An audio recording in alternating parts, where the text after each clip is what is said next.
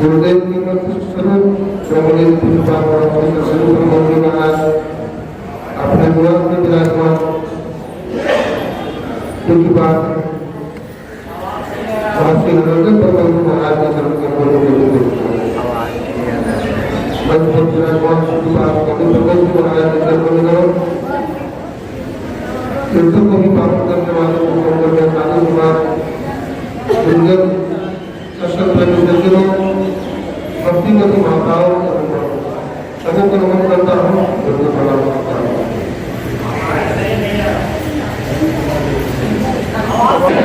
श्री सद्गुरु महाराज की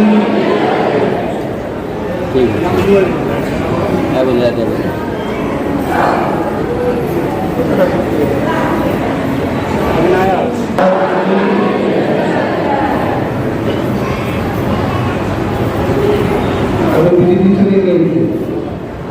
आप लोगों ने गुरु महाराज का जय जयकार किया तो बिजली भी आ गई। समझिए कि नाम की कितनी महिमा है। हमारे परम आदरणीय स्वामी निर्मलानंद जी महाराज कभी नाम की महिमा पर बुलाए तो स्वामी तुलसीदास जी महाराज कहते हैं जो व्यक्ति मानव का शरीर पाकर भगवान का नाम नहीं जपता है, ईश्वर का नाम नहीं जपता है, तो पापी आदमी है, वो मंदमती है। तो स्वामी जी लिखते हैं राम नाम दीप धर जी हृदय हरिद्वार भीतर जो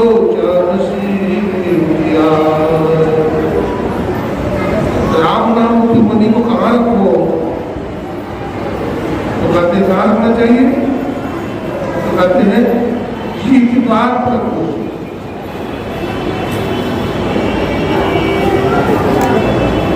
तो क्या होगा बाहर और भीतर प्रकाश हो जाए।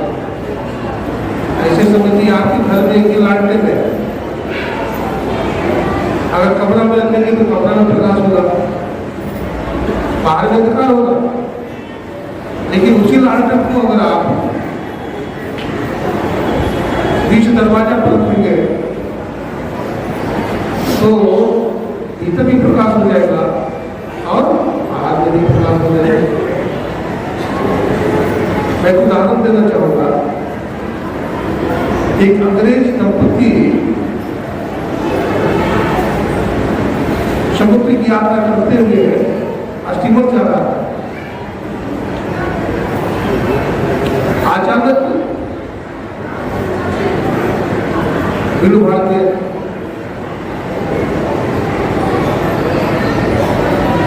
पति चढ़ गया नीचे,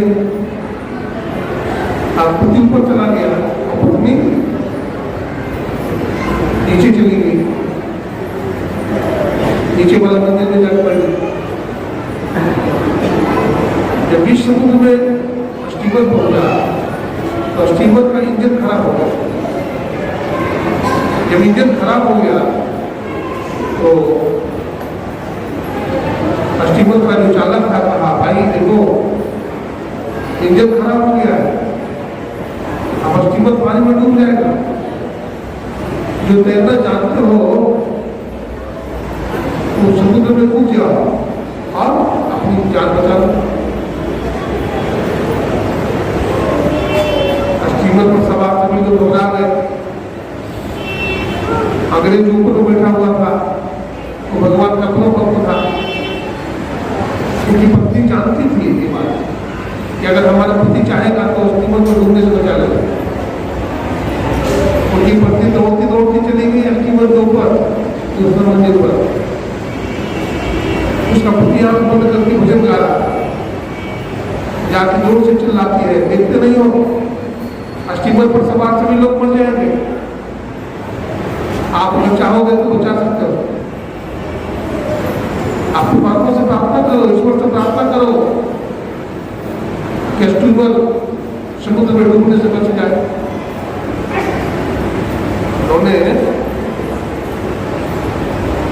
अपनी पत्नी को देख करके वो अंग्रेज से चाकू निकाला और चाकू निकाल करके अपने पत्नी को आगे मार डाल दिया।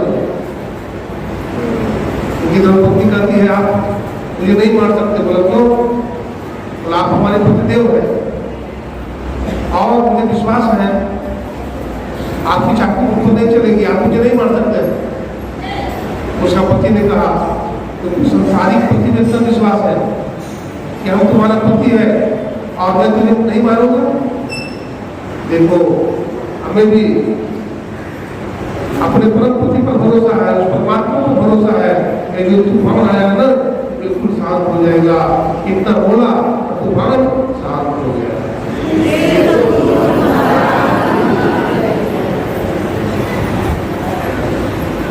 विश्वास में बड़ी शक्ति है। अपने इष्ट में विश्वास होना चाहिए। नहीं हम लोग उदास हताश होकर बैठे रहते हैं, सत्संग करते हैं, ध्यान करते हैं। जो सत्संग नहीं करेगा, ध्यान नहीं करेगा, उदास बैठा रहेगा, उसके जीवन में कोई सफलता नहीं मिलेगी। अगर अपने जीवन में आप सफलता चाहते हैं, आनंद चाहते हैं तो सत्संग कीजिए। हमारे गुरुदेव ने कहा सत्संग नहीं करो, ध्यान नहीं रहिए, कर संलग्न हो, विचार चोरी नशा हिंसा दूर कर देते हैं। जीसस ने कहा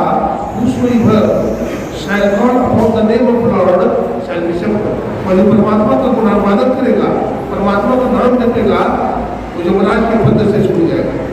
यमराज भी उसको नहीं पकड़ पाएगा। इसलिए ध्यान कीजिए, प्रकाश संध्या कीजिए। हमारे गुरु महाराज के पानी में सुन रहे थे मनुष्य कौन होता है और मनुष्य और पशु में क्या अंतर होता है, सुन रहे थे मानव किसे कहते हैं? मानव उसे कहते हैं जिसमें मानवता हो, और जानवर में मानवता होता है? नहीं होता है।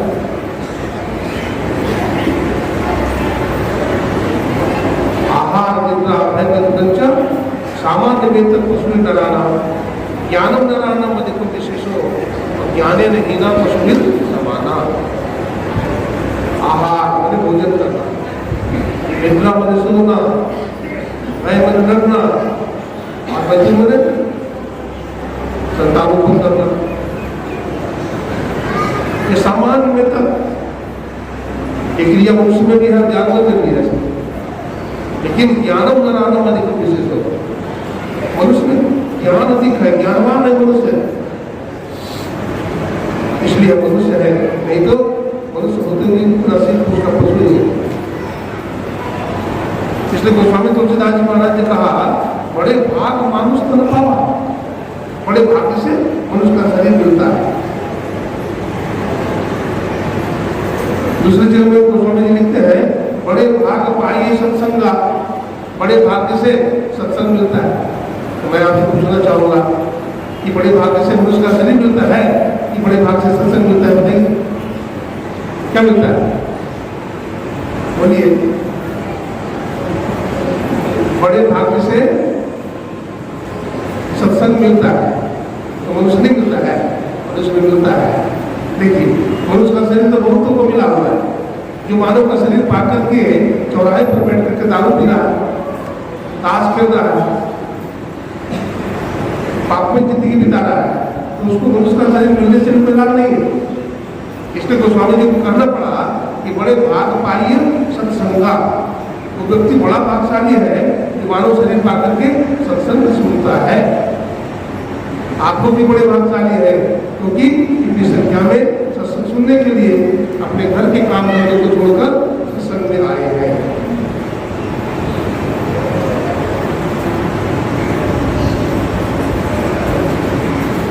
भगवान श्री राम जंगल में है ना, और माता जानकी का हरण हो गया। भगवान श्री राम कहते हैं कि जिसे मनुष्य का शरीर मिला है बड़ा भाग्यशाली है, बड़ा भाग्यवान है। कहते हैं तो सबसे बड़ा भाग्यशाली कौन है? जिसको मनुष्य का शरीर मिला है, और उससे भी ज्यादा भाग्यशाली है जिसको सत्संग मिला हुआ है। बड़े भाग अंगद हनुमाना, भगवान श्री राम कहते हैं अंगद बड़ा भाग्यशाली है और हनुमान भी बड़ा भाग्यशाली। भगवान ने सबको तो चला दिया अपने घर। भगवान श्री राम का एक चरण हम दबाते हैं, हनुमान जी महाराज, और दूसरा चरण अंगद जी महाराज को दबाते हैं। दोनों की सेवा से प्रसन्न हो गए भगवान राम, और क्या कहा, बड़े भाग अंगद हनुमाना। अंगद और हनुमान तुम दोनों बड़े भाग्यशाली। लेकिन ऐसा समझ आया कि भगवान राम अंगद जी को भी भेज दिया। अब भगवान के एक चरण को दबा रहे तो हनुमान जी, तो अंगद जी महाराज जब जाने लगे तो हनुमान जी सबको लाश करते हैं। हनुमान जी देखो आप सही में बड़े भाग्यशाली हो, क्योंकि सब 5 सेना को भगवान ने भेज दिया, सबने सेवा किया, और अब तो हमको भी भेज रहे हैं। वास्तव में बड़े भाग्यशाली तुम ही हो। इसलिए सुनो हनुमान जी, हमारी एक बात मानो। आप क्या बोला, आप एक चरण दबाओगे हमारा तो दूसरा चरण तो खाली रहेगा। बोला हाँ खाली रहेगा, तो दूसरा चरण को भी प्रणाम करना। बोला क्यों? प्रणाम तो एक ही चरण पर किया जाएगा, दोनों चरण पर प्रणाम करेंगे अलग अलग। बोला नहीं, एक बार तुम अपने चरण को प्रणाम करना, दूसरे बार में जिस चरण को मैं दबाता है उसको प्रणाम करना। तो भगवान आप पूछेंगे हनुमान इस चरण को तुमने प्रणाम क्यों किया? ये बताना कि प्रभु ये अंगद जी के लिए प्रणाम कर रहा हूँ, हमारा नाम बताओगे ना भगवान आपसे, ये प्रणाम है अंगद जी के लिए कर रहा हूँ। कभी हम लोग जाते हैं गुरुद्वारा, गुरु महाराज नहीं है तो किसी सत्संगी को कह देते हैं कि गुरु महाराज को हमारा प्रणाम बोल देना, और वो व्यक्ति उसके बदले में गुरु महाराज का प्रणाम बोल देते हैं, आशीर्वाद उसको मिल जाता है। अंगद जी चाहते हैं कि हमारे चले जाने के बाद भी भगवान राम की कृपा पर बनी रहे। तो सबसे बड़ा भाग्यशाली कौन होगा? भारतीय सेना। तुम सबसे बड़ी भाग्यशाली, तुम सब सेवक बड़ी भाग्यशाली हो। लेकिन भगवान शंकर क्या कहते हैं? हनुमान सब नहीं बढ़वागी, जय श्री राम चरण अनुरागी। हनुमान जी के समान भाग्यशाली कोई नहीं है, और श्री राम के चरणों का अनुरागी भी ऐसे कोई नहीं है। इसलिए सबसे बड़े भाग्यशाली कौन हुई? हनुमान जी महाराज। माता जानकी का पता किसने लगाया? हनुमान जी महाराज।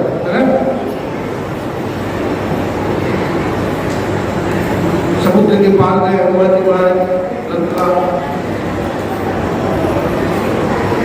नाम गए, हाँ समुद्र को नाम गए हनुमान जी महाराज। और वहां जाकर माता जानकी की स्त्री लिया, पता लगाया। फिर भगवान श्री राम अपने वानर सेना लेकर के लंका पहुंचे और वहां रावण का वध करके माता जानकी को बुला लाया। उस पर विमान से भगवान श्री राम आए। भगवान श्री राम ने हनुमान जी को कहा, हनुमान तुम्हारी सेवा से मैं गरीब नहीं हो सकता, तूने हमारी बड़ी सेवा किया है, लाओ मैं तुम्हें गले लगाता हूँ। तो हनुमान जी महाराज कहते प्रभु हमको गले मत लगाइए, बोला क्यों? मुझे बहुत बड़ा काम किया है, इसलिए मैं तुझे गले लगाऊंगा। कहते नहीं प्रभु हमको गले मत लगाइए। देखिए गले लगाने का मतलब क्या है? दो व्यक्ति जब गले गले मिलते हैं तो एक का हाथ दूसरे के पीठ पर होता है। हनुमान जी का दोनों हाथ राम जी की पीठ पर रहेगा और श्री राम जी का दोनों हाथ हनुमान जी की पीठ पर रहेगा।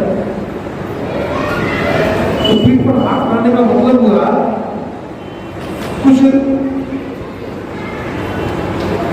हमारी कृपा आप पर और आपकी कृपा कुछ हमारे ऊपर है। हनुमान जी ऐसा नहीं चाहते। हनुमान जी चाहते हैं कि प्रभु हम गले गले नहीं मिलेंगे, हम आपके चरणों में साष्टांग दंडवत करेंगे। तो हनुमान जी से क्यों चाहते हैं? हनुमान जी से इसलिए चाहते हैं कि भगवान के चरणों का हम अनुरागी बने रहे और भगवान राम की कृपा, भगवान राम का दोनों बरदस्त हमारे माथे पर सदा बना रहे। इसलिए भगवान शंकर ने कहा हनुमान सम नहीं बड़ भागी ये श्री रामचरण अनुरागी। ऐसे थे हनुमान जी महाराज, राम दुआरे तुरंत दुआरे भगवान श्री राम के दरबार में हनुमान जी महाराज रहते हैं। और भगवान को मतलब क्या होता है? हनुमान मारना, मानव ने अहंकार को, जो अपने अहंकार को मार दिया है वो क्या है? वो हनुमान हमारे गुरुदेव महर्षि नहीं हनुमान जी महाराज ने ध्यान दिया गुफा का, है ना? गुफा हमारे स्वामी प्रभु जी महाराज बैठे हुए उन्होंने हनुमान की तरह महाराज की सेवा की। मैं की सेवा को देखा हूँ, ये पसीने पसीने रहते थे, बड़ी सेवा करते थे और गुरु महाराज जी को बहुत स्नेह देते थे। हमारे गुरु महाराज ने इतनी साधना किया, बहुत जगह गए, राजगीर में गए थे गुरु महाराज गुफा पर, वहाँ कुछ दिन रहे लेकिन वहाँ पानी का अभाव था, अनुकूलता नहीं थी तो गुरु महाराज छोड़ दिए, गए उत्तर प्रदेश ब्रज घाट, वहाँ भी गुफा की खोज किया, वहाँ भी होने लगा। फिर सिवलीगढ़ धरारा चले आए, वहाँ खूब करके ध्यान किया, 6 महीना वहाँ भी ध्यान किया, लेकिन वहाँ भी सफलता नहीं मिली। ये बहुत काम करा, अंत में गुफा घाट आ गए, 18 महीने तक ध्यान किया।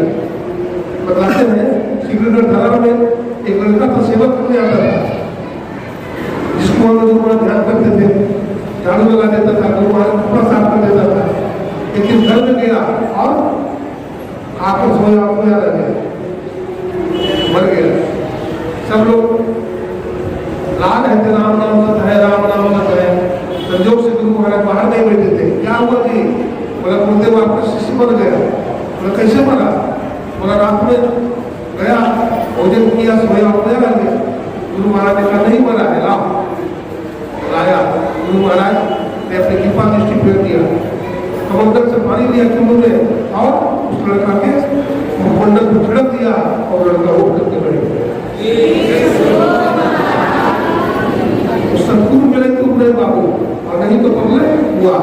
जीवन में संत सदगुरु मिल जाए, जब तक संत नहीं मिलते हैं तब तक हमें साधना में तरक्की नहीं होगी। इसलिए गुरु कीजिए जान के और पानी पीजिए जान के। स्वामी विवेकानंद जी महाराज ने कहा, क्या कहा? As a gardener increases the beauty of the trees and transforms them into steel. As a barber enhances the beauty of the vegetables and makes it lovelier. सदगुरु क्या है जानते हो? आज जैसे कुंभकार मिट्टी से सुंदर घड़ा बना देता है, मूर्तिकार मूर्ति से सुंदर मूर्ति को गढ़ लेता है। संत सदगुरु ये अपने शिष्य को रखते हैं और अपने जैसे बना देते हैं। इसलिए हम लोगों को भी सदगुरु के शरण में जाना चाहिए। इस तरह सेवा होता है। गुरु महाराज सदगुरु गुरुजनों को नमन और आप लोगों को भी नमन। अपने मान्य बोलिए।